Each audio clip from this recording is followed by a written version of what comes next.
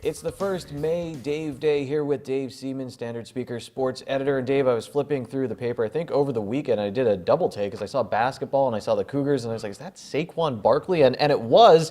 So you wrote an article about Saquon Barkley taking on the Cougars, I think 2 years, his junior and senior year. Just talk about how that came about and some of the interesting things you found out while working on that. I just happened to find a picture in our files, Saquon Barkley playing a game against the Cougars back in 2013, 14, and I said, that might make an interesting story. Let's see what I could find. And lo and behold, I found another picture.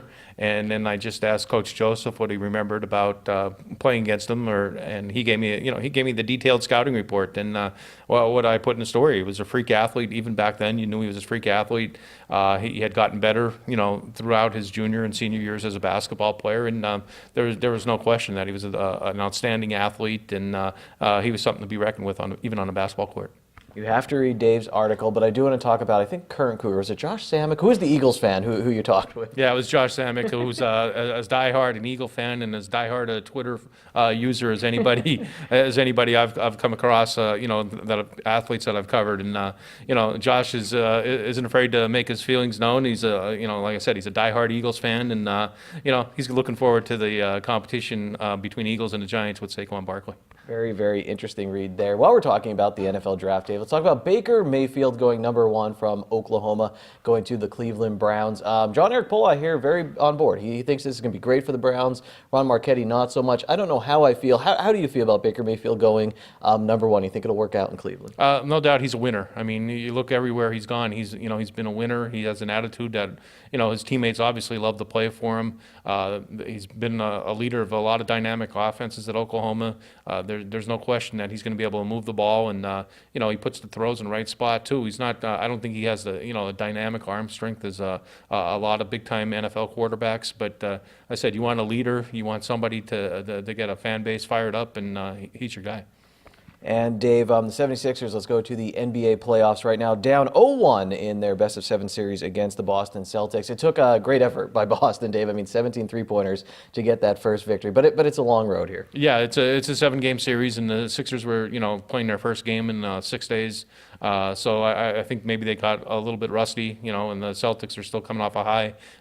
Great finishing kick to their series against Milwaukee, and their young players are fantastic. I mean, everybody talks about the Sixers having a fantastic young team. Boston's just as good too, and don't forget too, the Celtics are playing without Gordon Hayward, and they're playing without Kyrie Irving too. Two of their guys that they're counting on to take them on a long playoff run, and the guys they have right now, and they have an outstanding young coach in Brad Stevens. So Celtics are going to be a formidable foe for the Sixers, no doubt. And Dave, let's finish up locally. Big track and field meet tonight. Battle for the division championship in the Schuylkill League between Monoy area and Marion. Monoy area, Dave, almost year in and year out. Very consistent there in that program. Meredith Rhodes in the hurdles. Megan Babinski doing well in the long jump. Madison Kavanis in discus and javelin. And then for the boys, MJ Terry in the sprints. And I think it's Willie Streisel doing the distance events, having a lot of success locally. But also big softball games coming up. Tamaqua and North Schuylkill, 2 of those games this week to decide. At least it'll be a factor in the Division I championship in the Schuylkill League. I'm leading into softball because Hazleton area softball team, Dave, that one loss to Pittston area. I think that game coming up maybe in 2 weeks, a rematch between those two teams. But they just keep rolling along. Yeah, they do. And I think that the Lady Cougars have circled May 10th. That's the rematch with Pittston area. That game will be here. If you get a chance, go see that game because they're 2 fabulous softball teams. And we talked about all season. This Hazleton area team can hit from 1 through 9. It doesn't matter. They've switched their lineup around a little bit. Coach Heather Nat has done that, and the results have been the same. I mean, they've been really pounding the ball, ripping teams, and that's going to be their MO. Get steady pitching from Erica Book, who's been there before. She had a great run last year. Led them to the state final, and gets solid pitching, good defense, and the way they can hit the ball, they're going to be tough out.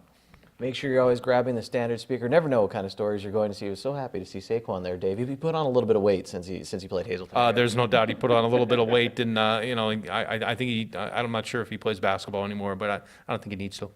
Ron Marchetti did point out, I should point out right now, and I'll double check to make sure if I'm right, Notre Dame had some top draft picks as well in the NFL draft. Yeah, they had two first-round offensive linemen went in the first round, and they're both going to be outstanding. One went to the 49ers, and I'm not sure, it escapes me right now who the other one went to, but they're going to be outstanding. They also had two other players drafted this year, and they're a pretty young team too last year. So I think Notre Dame fans have a lot to be excited about, the direction their program's going, and of course, as Penn State followers, we're going to be looking a lot to look forward to with the Nittany Lions as well.